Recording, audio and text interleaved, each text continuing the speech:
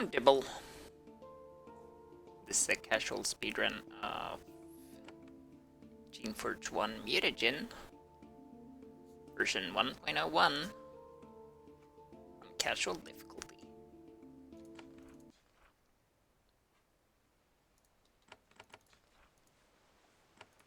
And unlike the original version of the game, in this we play as a guardian, because they get slightly better stats. And by better stats, I mean they can tank a few more hits, essentially.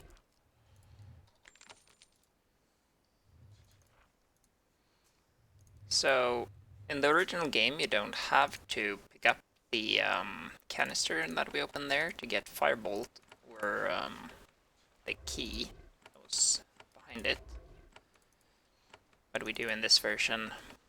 There are two major differences in this game, or in this version, compared to the original, that you need to be aware of. Number one is that you can't run in melee. If you ever get into melee with someone, you can only move one space at a time, which is really annoying for a speedrun, but kind of makes sense for a casual playthrough. The other thing is that it's been rebalanced. And by rebalanced, I mean that instead of getting a lot of skill points and stuff on level 1, you don't get any skill points until level 2.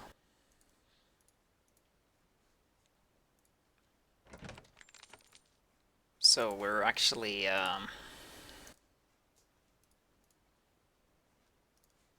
we're gonna need to level up twice.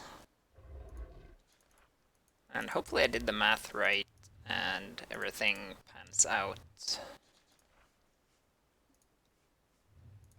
But it should. And if we're really, I was gonna say, if we're really lucky, that person won't actually speak to us, but no such luck today.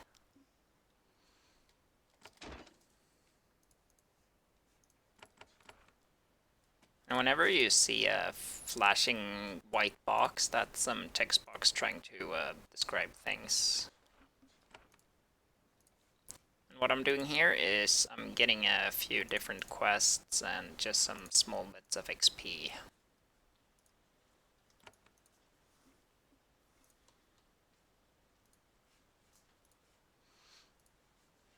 By passing various speed checks, mostly. And having leadership 4 means you can pass most of these speed checks. That one, for example, is a speech 4, which gives you 200 XP, which is pretty nice. And a canister with, I think, War Blessing, if you want that for some reason. I mean, for casual playthrough, it is a really nice one. Wait, no? That was really bad. So it's 2111 normally, but I accidentally mispressed a few buttons. This one is a little bit bugged. So here we tell the bandit that first we're not gonna mind melt them, essentially, which gets us 100 XP, and then we tell them that, hey, the sheriff in Bakiri, which is this town, doesn't want you to be a bandit here anymore.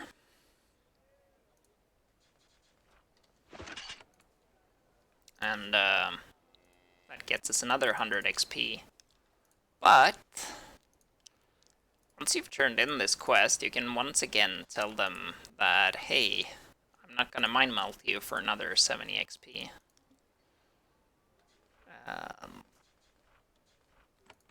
And I found your dagger. Now we need mechanics.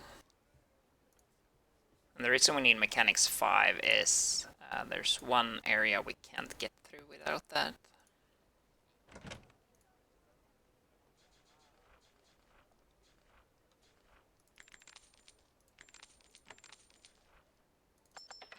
We need to buy 2 living tools, because we need a lot of them for this run. As unlike the original game, as I said, we actually need to level up quite a few times.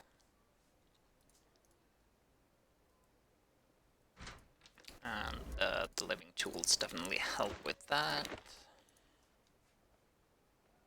So now we leave.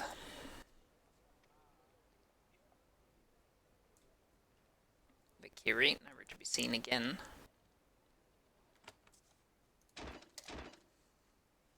But first we go to Bandit Woods and we say, hi. Shucks. Let's reload and try that again. So I apparently pressed the wrong button. I did it again. Holy cow, this is not going well. Alright. We talk to him again and we say that, hey, I'm not gonna mind mail to you for another 70 XP. There we go. Finally. Then we go to Watch Hill. In this area, we need to avoid thods or thads, and we got really lucky that their routes ended up not going there. If you're really unlucky, there can come 3 of them, one at a time, just after each other. That's the worst RNG. Now in here, we need to be a little bit careful of what we say. Or we won't get the quest, and if we don't get the quest, we don't get that 100 XP. Or the key that opens that door. And, well, that door itself is pretty nice to get through. This is the important one to get through, because here we're gonna get some mine nutrients. And mine nutrients are used for brains, I guess, that control various things. And for this run, we're gonna need 2 of those.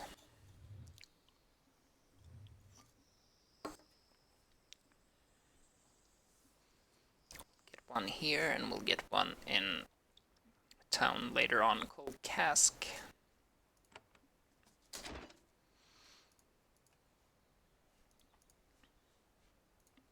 Alright, so the upcoming screen was the worst one in the original game for a speedrun. And it's basically free in this version. I am doing a lot of quick saves here because there's 3 or 4 of the roamers that actually aggro on you. But if you're unlucky and they see you, they will aggro everything else as well. Sadly, in this version, or in this game, we need to go through this screen. And it absolutely sucks, because these guys are completely random. I have not been able to figure out a way to manipulate them or anything. And going this way is something I found out just a short while ago today, that, hey, this is actually faster. Wait, it is? Both faster and easier. Especially when you get really lucky. And that one could actually have worked still. Come on, move. But yeah, we got insanely lucky there. This one is fine if it sees us. As long as it doesn't hit the Terrify attack.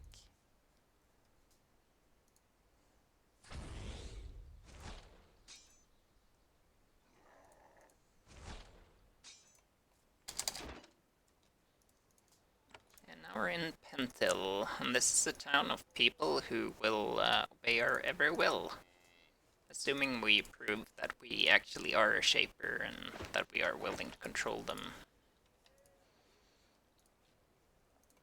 So we borrow another living tool, and we're gonna try it, but we shouldn't have to read that book or open the central box here. But we do want those two. So that's 40 XP that we're getting there. And then we'll leave town. It should be enough. If my math checks out, and I hope it does. And then we speak to that guy for another 120 XP.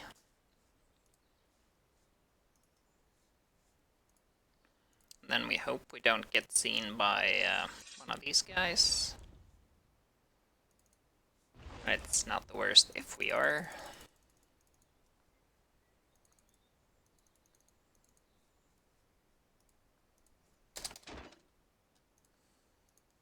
Because there's no other combat really coming up.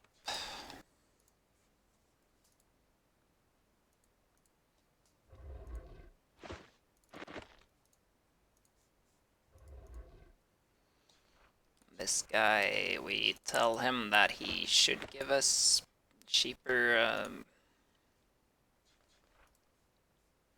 cheaper products, and then we don't buy anything anyway because we don't need it. We just borrow some more stuff. And I just opened the inventory to make sure that I had enough tools, but I think 6 should be enough here. If my memory serves, that's enough anyway.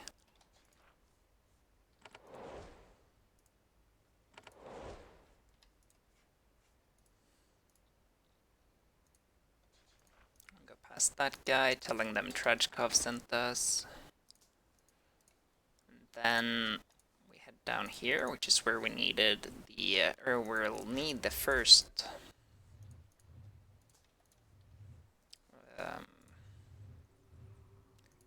my nutrients. I meant to ask about the doors, and we need to ask about the island. There we go, because that gives us the level up we need. Because without 6 leadership, we can't enter Cask without everyone going aggro on us.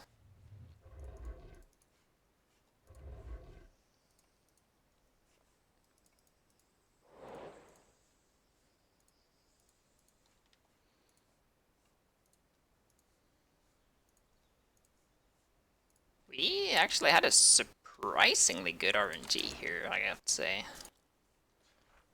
I mean, I may have spoken too soon, because this is another area with Vlish. And as I said, Vlish are the worst. Nope, you saw nothing. Cool.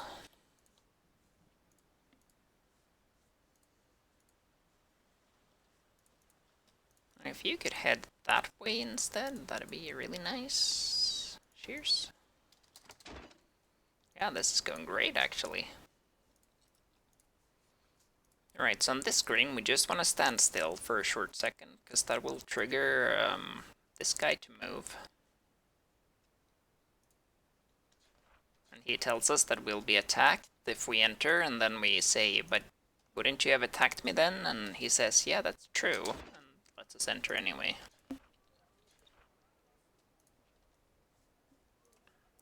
We want to enter Cask for 2 things. If you're doing a speedrun of the original version, you just go here for this and nothing else. That's a green spore baton, which lets us destroy some mines. But in this version... Wait, actually, no, I think you get this as well, don't you? Maybe. It's been too long, obviously. Please move.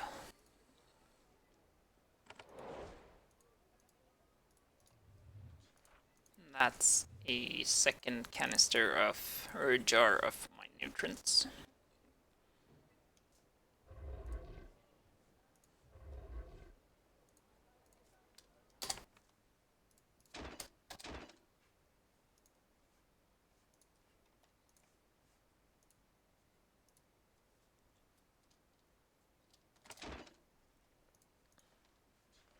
Over here, we tell the guard that me hunt evil. And get some XP. But most importantly, these guys right here won't attack us. Which they'll do otherwise. And we're coming up on the funniest part of the speedrun, which is in this screen. So you've heard me mention a few times that in the original game, you could move while in melee range from enemies. Now you can't in this game, which does cause an issue right here, where we need to get past some enemies. So we need this guy to not do that.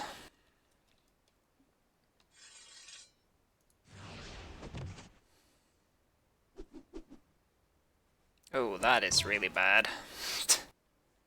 I might actually have too little, Oh man, I might not have enough HP for this. Holy cow. That is not good.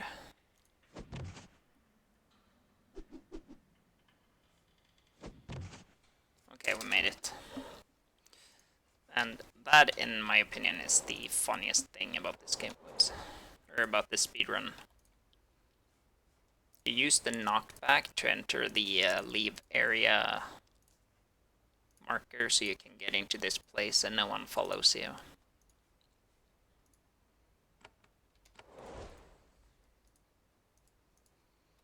And here we sadly have to feed another brain, but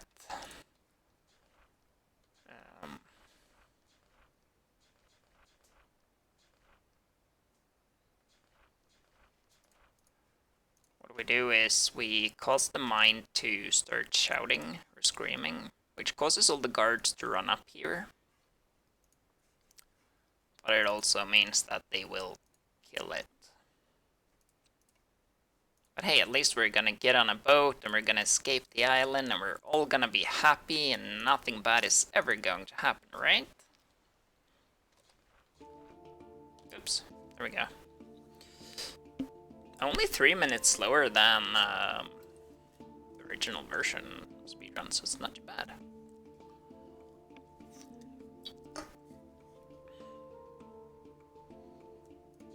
So we travel away to the coast of... or the coastal settlement of Periphery. But we've come from the Barred Island, possibly infected with forbidden knowledge, so they take us to the council, which put us in shackles, and they take us to the Shaper Council. And we spend a few weeks in a cell. We tell them of the Sholai, servile colonies, and the Geneforge. What you can't tell them, but you learned soon enough, was that there was a Sholai named Dredgekov on the island. Technically we knew, but yeah, he becomes super powerful this war, and Dredgekov takes over and kills us. Feels bad, man.